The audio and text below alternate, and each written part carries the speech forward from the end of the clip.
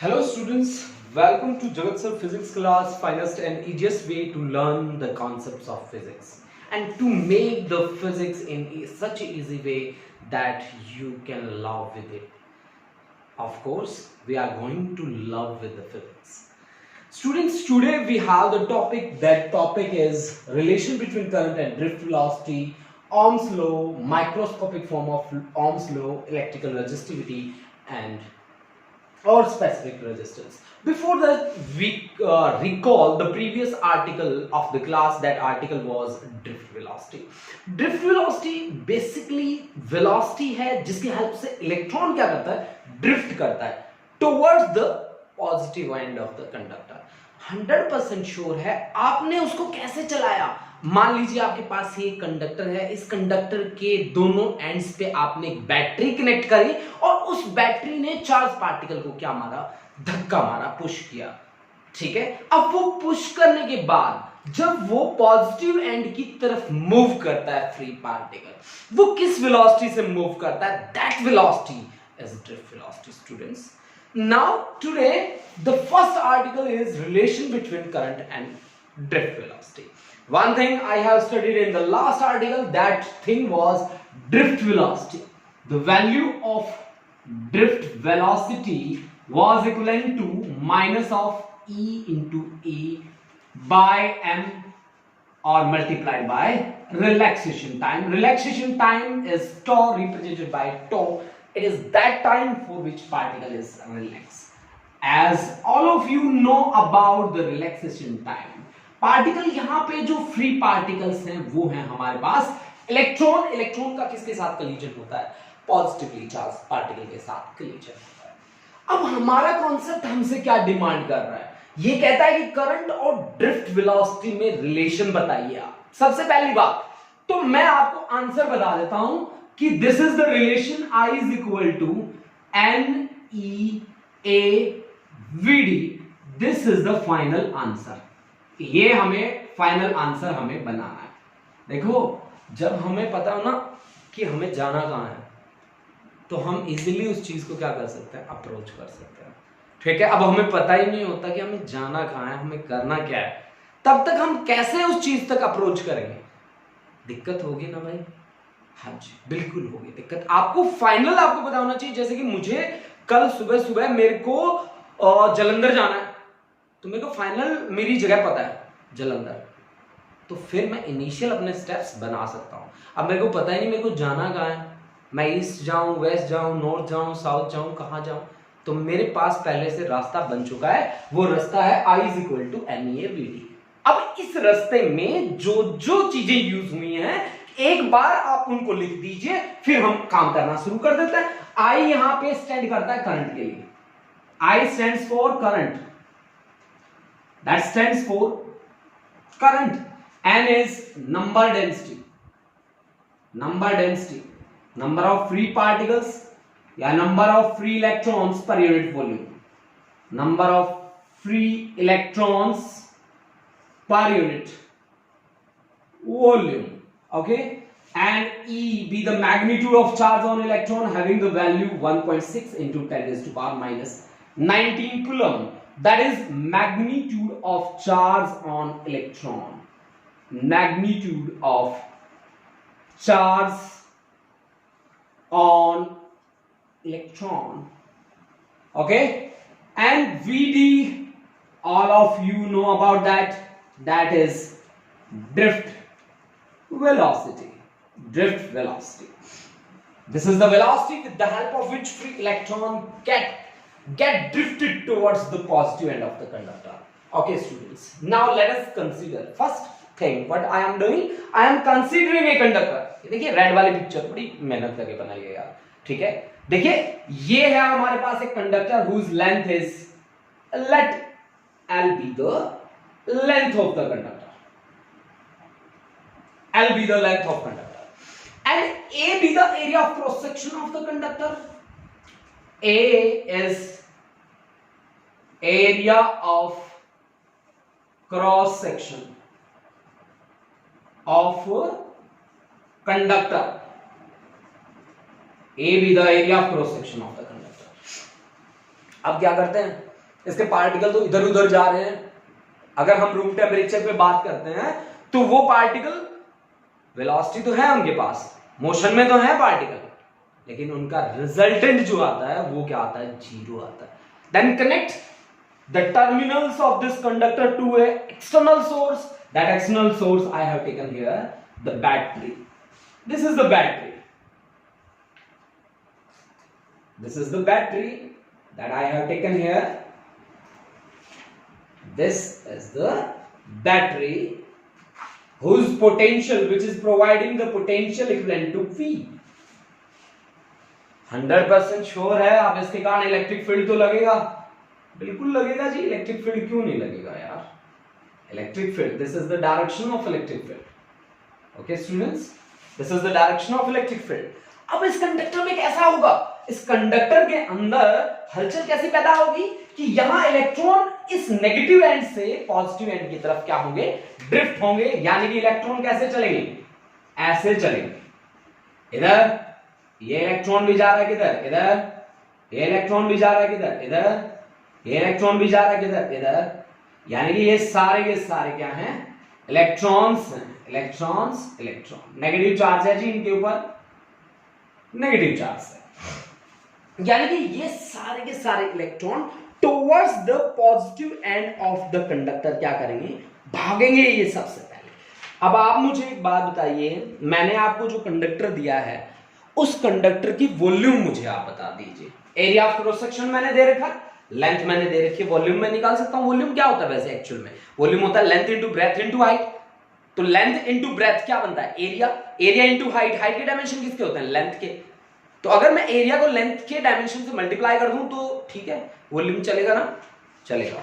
तो volume of the conductor कितना है, वॉल्यूम ऑफ कंडक्टर, देखिए मैं अपने रास्ते बनाता जा रहा हूं, है ना, धीरे धीरे रास्ता बनाता जा रहा हूं। Volume of conductor is area into length, area of cross section, L be the length of conductor.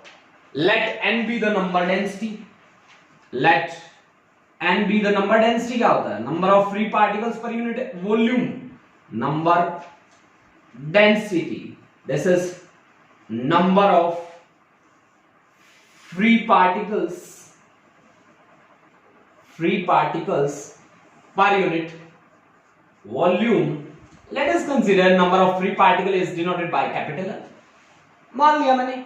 तो फिर यहां से small n is equal to capital N upon volume आपने कितनी बताई मेरे को, a into L.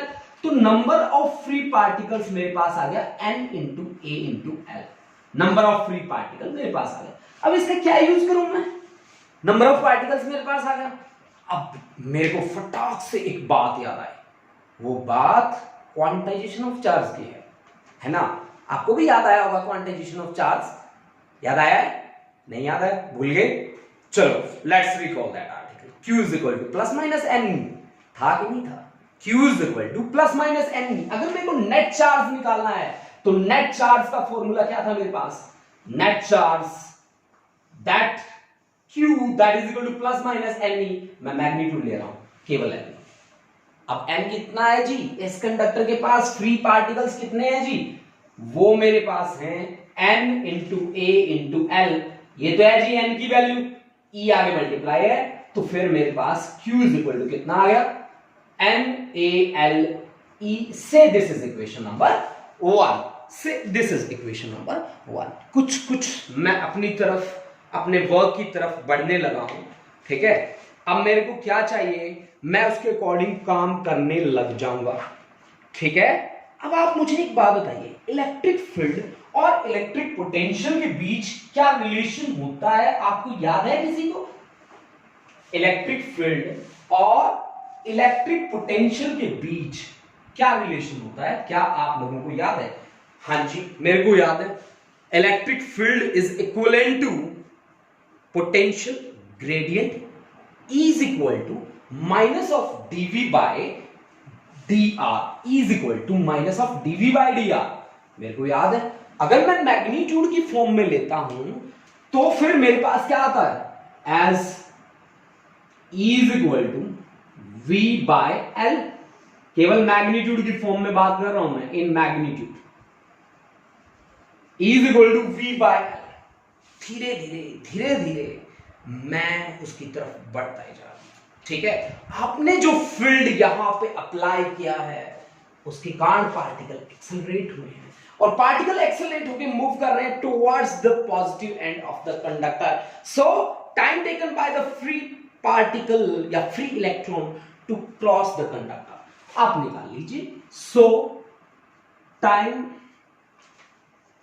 Taken by free electrons to cross the conductor that is say t। Time क्या होता है भाई? Time is equal to distance upon velocity. Distance कितना हो सकता है? ज्यादा से ज्यादा l के बराबर। और वेलोसिटी किसके पास है? इलेक्ट्रॉन के पास। और इलेक्ट्रॉन की वेलोसिटी का नाम क्या है? Drift velocity. Then this is l upon vd। This is equal to time t। t is equal to L upon Vd। L upon Vd। अब तो बन गई मेरे ख्याल से बात, है ना? कैसे? इसको मान लीजिए इक्वेशन नंबर क्या? सेकंड। वैसे तो बहुत इजी है, मैं आपको इजीएस्ट वे भी बताऊंगा इसका। सेकंड, ठीक है। अब आपको पता है कि करंट क्या होता है? मुझे तो रिलेशन करंट और ड्रिफ्ट वेलोसिटी में चाहिए। तो current I is equal to flow of charges constitute the concept of current। I is equal to Q by T from 1 and 2। Q की वैल्यू कितनी है? N A L E divide by time की value कितनी है? L upon VD। L से L cancel हो गया, I is equal to क्या आ गया? N E A VD। This is the relation between current and drift velocity। This is the relation between current and drift velocity। This is the final expression। Now one thing I know about the current density। बड़ी बातें करी थी हमने current density के बारे में, और simply जब मैं बात करता हूं करंट डेंसिटी के बारे में तो मुझे पता चलता है कि current density is nothing but equal to ratio of current to area.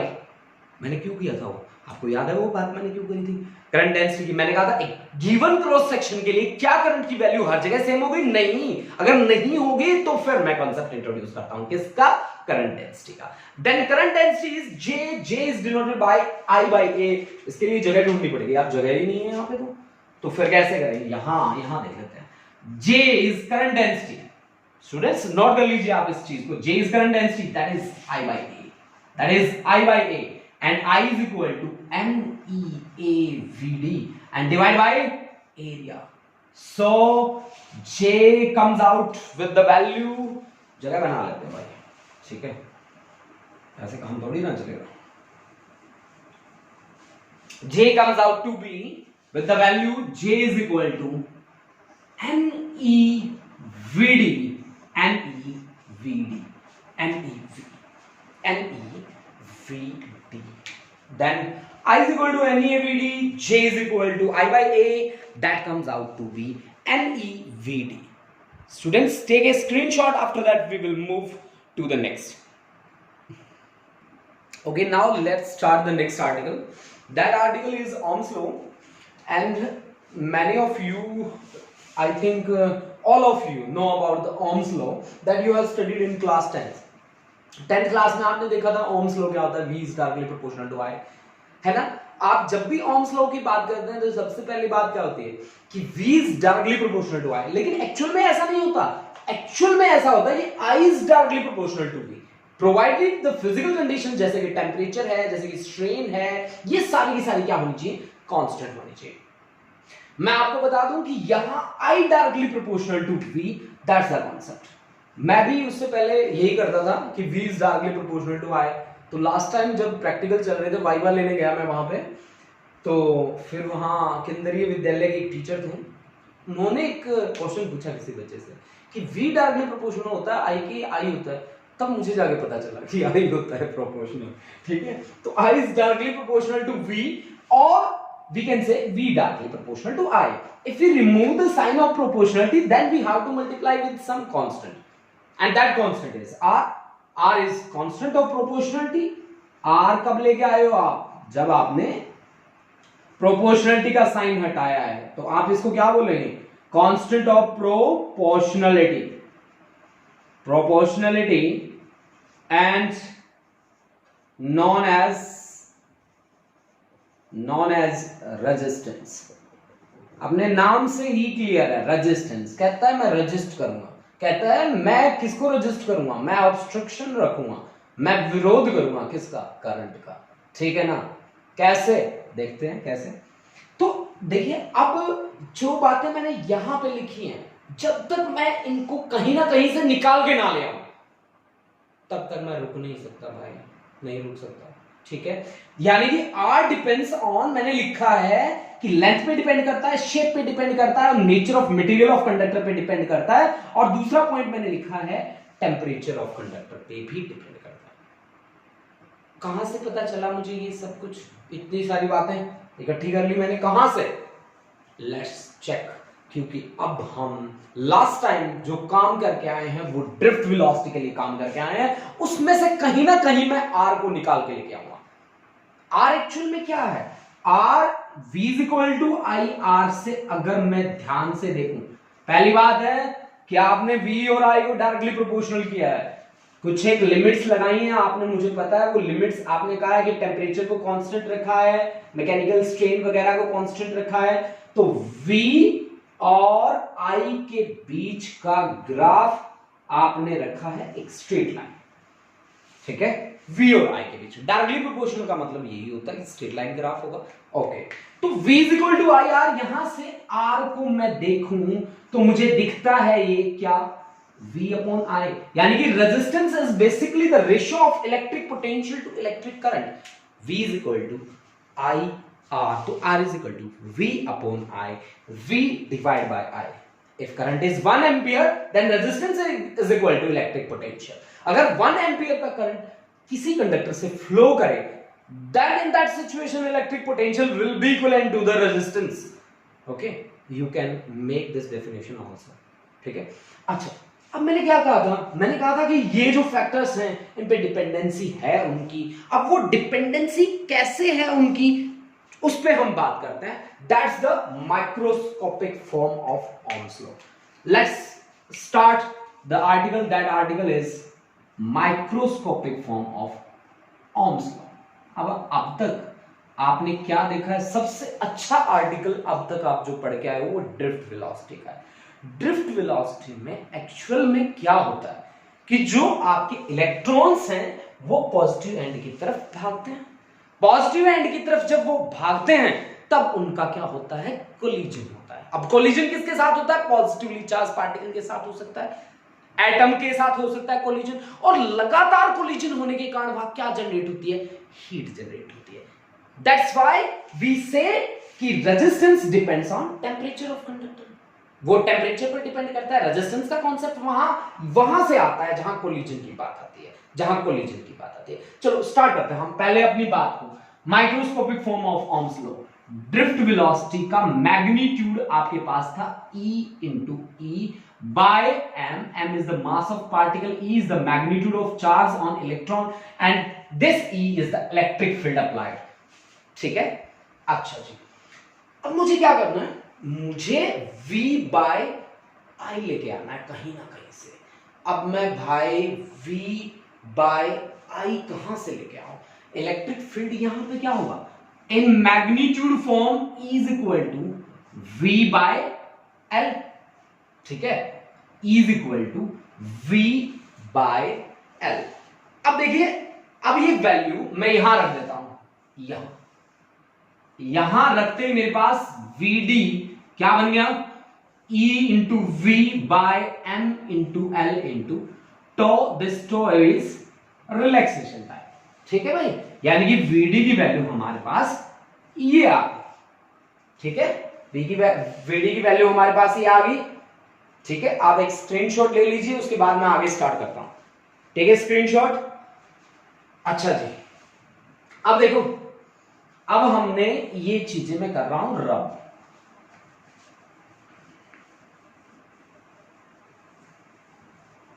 देखिए, अब हमने क्या कहा कि VD इज इक्वल टू हमारे पास आ गया, इसको मैं मान रहा हूं स्टार। ठीक है, अब मेरे को एक रिलेशन का पता है, that relation is as we know I is equal to NEA VD। अब स्टूडेंट्स, अब हमें पता है, as we know I is equal to NEAVD, जो मैंने लास्ट टाइम स्टडी किया है, जिसको मैंने लास्ट टाइम डिस्कस किया है। अब VD की मेरे पास वैल्यू है, तो I is equal to NEAVD is E into V upon M into L into tau, यानी कि मेरे पास ये बना NE square A into V M into L upon tau, this is equal to I। अब आपको क्या चाहिए? आपको चाहिए क्या है? क्यों चल रहे हो आप? जब से क्यों कर रहे हो ये काम? क्या चाहिए आपको? आपको चाहिए V is equal to I R वाला रिलेशन, या R is equal to V upon I। कहीं ना कहीं V और I को आप इकट्ठा कर दो। यहां V बैठा है अकेला, I बैठा है, यहां V अकेला बैठा है, इकट्ठा कर दो भाई, अलग अलग नहीं रहने देने, ठीक है? नहीं, अलग अलग नहीं रहने देने। तो यहां से I by V is equal to NE square A upon M into L into tau. तो फिर यहां से बात क्या आई आपके पास? यहां से बात आई है V बाय I, रेसिप्रोकल कर रहा हूं उसका उल्टा, तो इधर भी उल्टा करना पड़ेगा, M into L upon NE square A into tau, this is, and V by I, if it obeys the Ohm's law, then V by I must be equivalent to R, then this must be equivalent to R, so I can say R is equal to M into L upon NE square A, or into tau into tau. This is the R, this is resistance R, R comes out to be M into L upon NE square A into tau।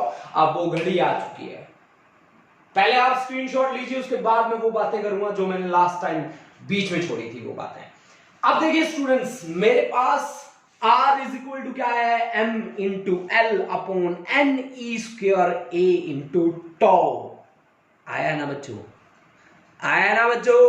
R is equal to M into L upon NE square A into tau. आया आपके पास ये result? इस result को बड़ी ध्यान से देख लो, तसल्ली कर लो, कर ली?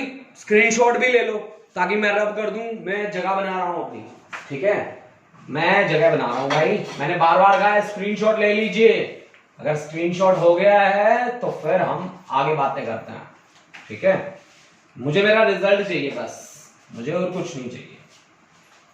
मेरा जो रिजल्ट है वो कहता है मुझसे कि मैं हूं कौन, पहचानो मैं हूं कौन।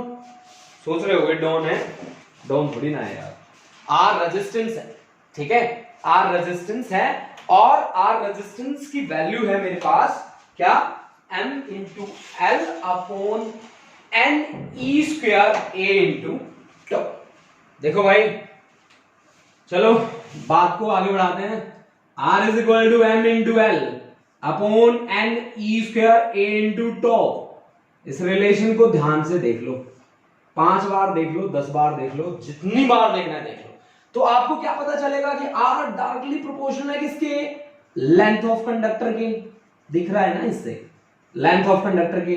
मास के मत कह दियो, कहीं मास के कह दो, ठीक है? मास तो कांस्टेंट होगा ना पार्टिकल का, है ना? अच्छा, इनवर्सली प्रोपोर्शनल है किसके?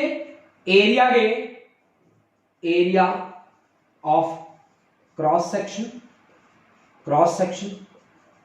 तो पहली बात मेरे को फिट हो गई, length, shape, nature of material. अच्छा, यहां से क्लियर होगी? ओके, यहां से देख के लिखी थी उन्होंने ये बातें। हाँ यार, यहीं से देख के लिखी थी उन्होंने ये बातें। अब दूसरी बात क्या है कि resistance is inversely proportional to relaxation time, तो relaxation time. R is inversely proportional to relaxation time, that is tau। इसका क्या मतलब है कि पार्टिकल जितने टाइम के लिए रिलैक्स होते हैं उसके इनवर्सली प्रोपोर्शनल है कौन? रेजिस्टेंस, ठीक है? अब अगर ये रिलैक्सेशन टाइम डिक्रीज हो जाए तो रेजिस्टेंस क्या हो जाएगा? इंक्रीज। अब रिलैक्सेशन टाइम डिक्रीज कब होगा? जब नंबर ऑफ कोलिजन्स क्या होंगे? इंक्रीज होंगे। नंबर ऑफ कोलिजन्स अगर हो जाए इंक्रीज तो रिलैक्सेशन टाइम क्या हो जाएगा? ठीक है, डिक्रीज। भाई बार बार भिड़ने लग जाएंगे तो वो रिलैक्स नहीं है ना, कोलिजन बढ़ गया ना। ठीक है, तो अगर टाइम, तो रिलैक्सेशन टाइम डिक्रीज होने का क्या मतलब है? कोलिजन बढ़ गए। अब कोलिजन बढ़ गए तो more and more kinetic energy is imparted to particle. Kinetic energy is imparted मतलब कोलिजन अगर बढ़ेंगे, टक्कर मारेंगे एक दूसरे के, भाग भाग के, तो क्या देंगे? Kinetic energy. और काइनेटिक एनर्जी किसके डायरेक्टली प्रोपोर्शनल होती है? टेम्परेचर की। तो इसका मतलब क्या हुआ कि kinetic energy is directly proportional to temperature. Ultimately बात यही है कि टेम्परेचर यहां पे क्या होगा? बढ़ेगा। टेम्परेचर क्या होगा? बढ़ेगा। तो टेम्परेचर बढ़ा तो रेजिस्टेंस भी क्या हुआ? बढ़ा। तो रेजिस्टेंस की डिपेंडेंसी किस पे आ गई? टेम्परेचर पे। टेम्परेचर पे उसकी डिपेंडेंसी आ गई। यही बात मुझे बतानी थी कि उसकी टेम्परेचर पे डिपेंडेंसी होती है भाई साहब। ठीक है, तो इस फॉर्मूले को तो आप स्टार का नाम देके सुरक्षित कर लो। ठीक है, आपके पास जैसे ही सेफ हुआ ये फॉर्मूला, फिर हम इस पे बढ़ चढ़ के बातें करेंगे। सबसे पहले छोटी छोटी बातें हैं जो हमारी इस चैप्टर में रहती हैं। वो छोटी छोटी बातें क्या हैं? वो छोटी छोटी बातें हैं कि रेजिस्टेंस का डायमेंशन फॉर्मूला क्या होगा, उसकी यूनिट्स क्या होंगी, हम किस तरह से लिखेंगे। चलो स्टूडेंट्स, सारी बातें आज कर डालते हैं। अब इसके डायमेंशन फॉर्मूला और यूनिट भी लिख डालते हैं। चलो स्टार्ट करते हैं फिर। अब देखो, आप लोगों ने मेरे को क्या कहा? आप लोगों ने मेरे को कहा कि सर जी ओम्स लॉ जो है वो बड़ा इजी फॉर्मूला है। मान लिया, तो आपने कहा मेरे को V इज इक्वल टू होता है आई आर। आप R is equal to ratio of V to I। आपने ये भी कहा कि रेजिस्टेंस का काम होता है करंट के लिए रुकावट पैदा करना। ठीक है, और रेजिस्टेंस उस सिचुएशन में आता है जिस सिचुएशन में हम बात करते हैं कोलिजन्स की। अगर मैं बार बार बात कर रहा हूं कि कोलिजन हो रहा है, कोलिजन हो रहा है, कोलिजन हो रहा है, तो क्या होता है कोलिजन में? पार्टिकल की एनर्जी वेस्ट होती है ना कहीं, उसकी एनर्जी कम होती है ना। तो हम कहते हैं कि रेजिस्टेंस का जो कॉन्सेप्ट आता है वो आता ही कोलिजन के नाम से है ना। आप मेरी बात समझ गए हो मेरे ख्याल से। R is equal to V upon I। तो सबसे पहले मैं इसकी यूनिट डायमेंशन फॉर्मूला लिखने की कोशिश करूंगा। पोटेंशियल को जब मैं इसकी यूनिट और डायमेंशन फॉर्मूला लिखता हूं तो मैं इसको लिखता हूं work done per unit charge, work upon charge. वैसे ये टेस्ट चार्ज होता है और इसके लिए बातें भी अलग होती है पोटेंशियल के लिए कि this is amount of work done in displacing a unit positive test charge from infinity to that point. ठीक है ना, विदाउट एक्सेलरेशन। ऐसी ऐसी बातें होती है भाई। लेकिन जब यूनिट लिखते हैं तो जहां पंगा नहीं है, वर्क अपॉन चार्ज लिखो, बातें बन जाएगी। तो R is equal to V upon I। V is W upon Q multiplied by I। Work done is force into displacement और charge is current into time और multiplied by current. Force has the dimension formula M1 L1 T minus 2. Displacement is L1. Current is ampere. A square time is T. Then this comes out to be M1 L2 T minus 3 A minus 2. This is, I think this is dimensional formula for R. This is the dimensional formula for R. ठीक है students, आप check कर लीजिए, एक बार equate कर लीजिए कि मैंने सही किया है कि नहीं किया है। M1 L2 T minus 3 A minus 2, this is the dimensional formula for किसके लिए? रेजिस्टेंस के लिए। और यहीं से मैं यूनिट्स भी लिख सकता हूं। कैसे? R is equal to, resistance की यूनिट का नाम क्या होता है? वैसे तो होता है ohm. That ohm is equal to volt और divide by current is ampere. Then this is ohm is equal to volt per ampere. दूसरा एक चीज मेरे को और भी पता लगता है भाई कि मैं क्या कहता हूं कि R is equal to V upon I, V upon I कहता हूं और V is equal to W upon Q कहता हूं और Q इंटू I। यानी इसका मतलब क्या है कि वर्क डन के डायमेंशन किसके बराबर होंगे? R into Q into I, है ना। तो R का ओम, चार्ज का कूलम और इसका एम्पियर। ओम कूलम इंटू एम्पियर, ये किसके बराबर है? किसके बराबर है? जूल के बराबर है। है ना, जूल के बराबर है क्या, ohm coulomb ampere, ohm into coulomb into ampere. ऐसा भी हो सकता है, बिल्कुल हो सकता है जी, everything is possible in this world. ठीक है, हर चीज पॉसिबल है, कहीं का कहीं से घुमा सकते हैं आप लोग, बस घुमाने के लिए थोड़ा सा अक्ल चाहिए, थोड़ा सा अपने दिमाग के सोच के देखिए। अब मैं बात करता हूं इलेक्ट्रिकल रेजिस्टेंस की। रेजिस्टेंस को मैंने क्या कहा, obstruction possessed by the conductor to the flow of electric current through it, है ना। अब मैंने 1 ओम को क्या कहा, 1 वोल्ट अपॉन 1 एम्पियर का, तो यानी कि 1 ओम क्या है, इलेक्ट्रिकल रेजिस्टेंस है। इलेक्ट्रिकल रेजिस्टेंस किसका, एक कंडक्टर का, through which a current of 1 ampere flows when a potential of 1 volt is applied across the ends of the conductor, across the ends of the conductor। और students ये बातें आप note कर सकते हैं, जो बातें मैं यहां पे बोलता जा रहा हूं और मैंने आपको एक बार बार बताई है, लिख सकते हैं आप। What are the causes of resistance of a conductor? फिर से वही बात बोल रहा हूं, रेजिस्टेंस का कॉज कौन है, frequent collisions of free electrons, frequently जो कोलिजन्स हो रहे हैं फ्री इलेक्ट्रॉन के विद द आयंस और atoms of the conductor, with the ions और एटम्स ऑफ द कंडक्टर। कब, जब वो क्या करते हैं, ड्रिफ्ट करते हैं, कहां, towards the positive end of the conductor, towards the positive end of the conductor. Students आप ये बातें नोट करके चलें। Next article we are going to perform, that article is electrical resistivity or specific resistance. We will perform with the help of that star relation. That star relation is m into L upon n e square a into tau. That's a star relation. इसके help से अब हम बात करेंगे electrical resistivity और specific resistance की।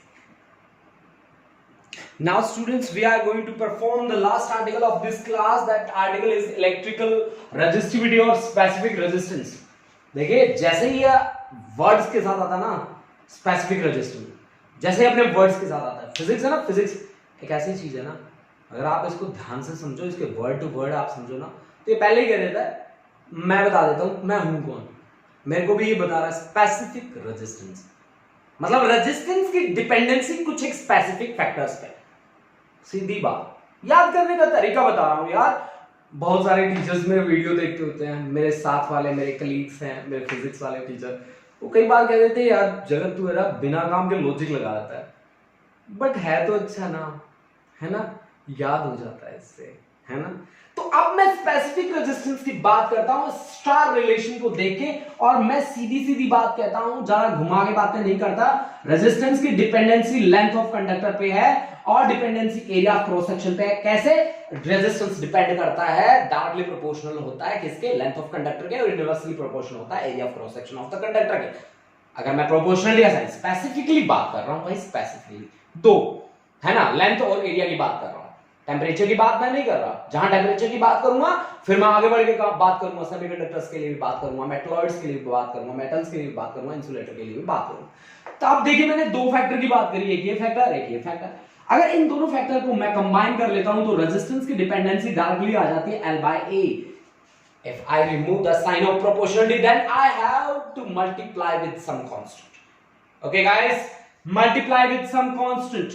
That constant is rho L by A. Rho is constant of proportionality and known as specific resistance. Rho कब आया, जब proportionality के साइन को हटाया, तो rho is constant of proportionality and known as specific resistance. Specific resistance known as specific resistance. Okay guys, specific resistance comes out to be RA by L. This is specific resistance. Okay, specific resistance आपके पास क्या है, RA by L, RA by L। Unit लिख सकता हूं मैं इसकी, हाँ जी बिल्कुल लिख सकता हूं। तो यूनिट इसकी क्या रहेगी, रेजिस्टेंस की यूनिट होती है ओम, एरिया की होती है metre square, divide by length की मीटर, मीटर से मीटर कट गया, this is ohm metre, this is ohm metre. अच्छा, अब मैं डायमेंशन फॉर्मूला भी तो लिख सकता हूं ना इससे। तो rho is equal to R, resistance का क्या था भाई, R is equal to V upon I m1, v is equal to w upon q, m1 l2 t minus 3 a minus 2, m1 l2 t minus 3 a minus 2 है ना। और metre, metre है मतलब l एक और लगेगा, यानी कि डायमेंशन फॉर्मूला क्या बन जाता है, m1 l3 t minus 3 a minus 2. This is the dimensional formula for specific resistance or resistivity. This is the dimensional formula for specific resistance or resistivity. आप एक स्क्रीनशॉट ले सकते हैं स्टूडेंट्स। अब देखिए, अब कुछ एक बातें हम करते हैं यहाँ पर कि हम क्या बातें करते हैं कि आपने रेजिस्टेंस क्या निकाल रखा था, आपने रेजिस्टेंस की वैल्यू जो थी वो इक्वेशन 1 में पुट कर दीजिए। Put value of star in 1 में पुट कीजिए आप। तो rho is equal to R की वैल्यू कितनी है, m into L upon N E square A into tau, ये तो है आर की वैल्यू। अब आगे कौन बचा, a by L, a by L, ठीक है ना, a बाय एल। तो जो डिफरेंट डिफरेंट है वो काट दो, a सेम सेम है वो काट दो भाई। तो आपके पास रो इज इक्वल टू क्या बनेगा, m upon N E square और इंटू टो, इंटू टो। अब स्टूडेंट्स इस बात को आप ध्यान से देखो भाई कि आपका जो स्पेसिफिक रेजिस्टेंस है ना, that is inversely proportional to किसके, एन के। एन क्या है, नंबर डेंसिटी। नंबर डेंसिटी क्या होती है, number of free particle per unit volume. यानी कि स्पेशली ये किस पे डिपेंड कर गया, nature of material of the conductor पे डिपेंड कर गया। मेरी बात क्लियर है, इन बातों को ना लिख लो। एन क्या है, नंबर डेंसिटी। नंबर डेंसिटी का क्या मतलब है, number of free particle per unit volume, and that depends on the nature of material of the particle, और sorry nature of material of the conductor, है ना। यानी कि नेचर ऑफ मटेरियल पे डिपेंड करता है ना भाई। नोट कर लो यार, ऐसी ऐसी बातें कहाँ मिलती हैं आजकल के टाइम में, इतना बुरा वक्त चल रहा है ना, और इतनी अच्छी अच्छी बातें बता रहा हूं आपको, हैं। एक तो ये उस पे, और दूसरी बात कि rho is inversely proportional to किसके, टॉ के। टॉ is relaxation time, relaxation time. अब इसकी भी वही बात होगी भाई, क्या होगा कि रिलैक्सेशन टाइम पे डिपेंड करने का क्या मतलब है कि स्पेसिफिक रेजिस्टेंस है ना वो टेम्परेचर के डायरेक्टली प्रोपोर्शनल है। स्पेसिफिक रेजिस्टेंस बढ़ेगा अगर टेम्परेचर बढ़ेगा। अब आप लोग सोच रहे होंगे कि कैसे ऐसी ऐसी बातें कैसे कर रहे हो आप, ऐसे ही कर रहा हूं यार, बहुत देर होगी ना, ठीक है, निकल रही है मुंह से, हैं, कर रहा हूं, ऐसे नहीं कर रहा यार, मैं बता देता हूं, लॉजिक भी लगा देता हूं ताकि आप लोग ये ना गए कि कैसे कर दिया आपने ऐसी बात, ठीक है। चलिए, हाँ चलिए बात करते हैं अपने वाली बात कहती है कि rho is inversely proportional to relaxation time. Rho क्या है, रेजिस्टिविटी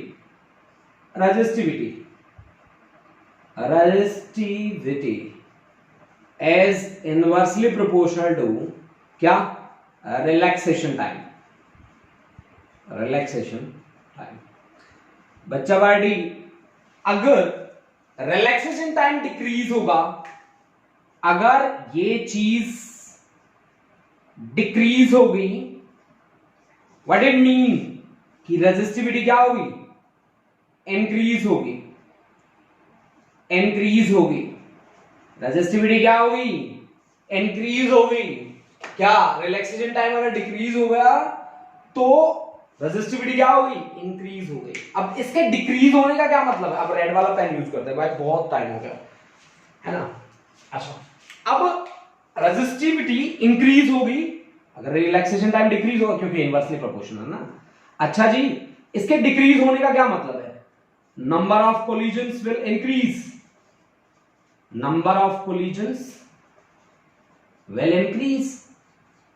मतलब लड़ना भिड़ना ज्यादा हो जाएगा, है ना। भाई रिलैक्स नहीं रहेंगे वो, रिलैक्स कब नहीं रहेंगे, जब कोलिजन का नंबर बढ़ जाएगा तो रिलैक्स नहीं रहेंगे, number of collision will increase. Collision में क्या होता है, एक दूसरे को धक्के मारे जाते हैं। धक्का मारना मतलब भाग भाग के धक्के मारे, मतलब काइनेटिक एनर्जी, यानी कि मोर and more kinetic energy is imparted to the particles, is imparted to particles, hence K will increase, kinetic energy क्या होगी, इंक्रीज होगी, काइनेटिक एनर्जी क्या होगी, इंक्रीज होगी, and kinetic energy is directly proportional to किसके, temperature के, hence temperature will increase, है ना बच्चा पार्टी। तो मैंने जो बात करी थी वो सही करी है बिल्कुल, कि अगर टेम्परेचर इंक्रीज होगा तो रेजिस्टिविटी भी क्या होगी, इंक्रीज होगी, तो रेजिस्टिविटी भी क्या होगी, इंक्रीज होगी। Take a screenshot, after that we will derive some important terms that term are related to specific resistance or resistivity.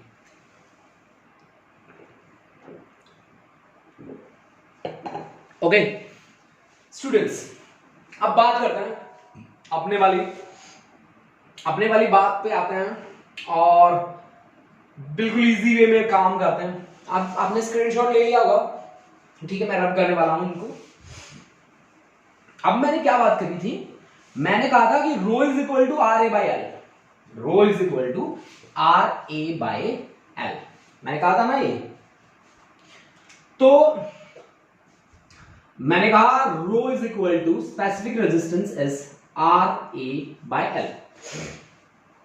If we have a conductor of length is equal to 1 meter and area A is equal to 1 meter square, then specific resistance or resistivity is equal to resistance offered by the conductor, resistance offered by the conductor, ठीक है। यानी कि इस तरह से आप बातें कर सकते हो, बिल्कुल कर सकते हो students.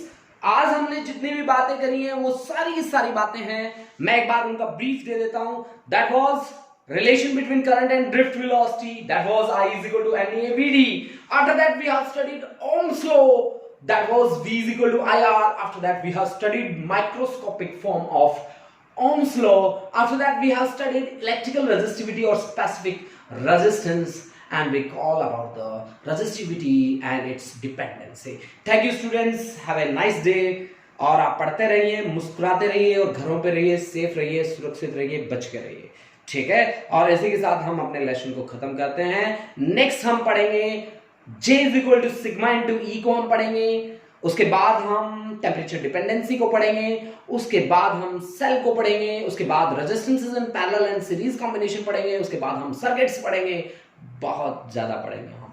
Okay students, have a nice day.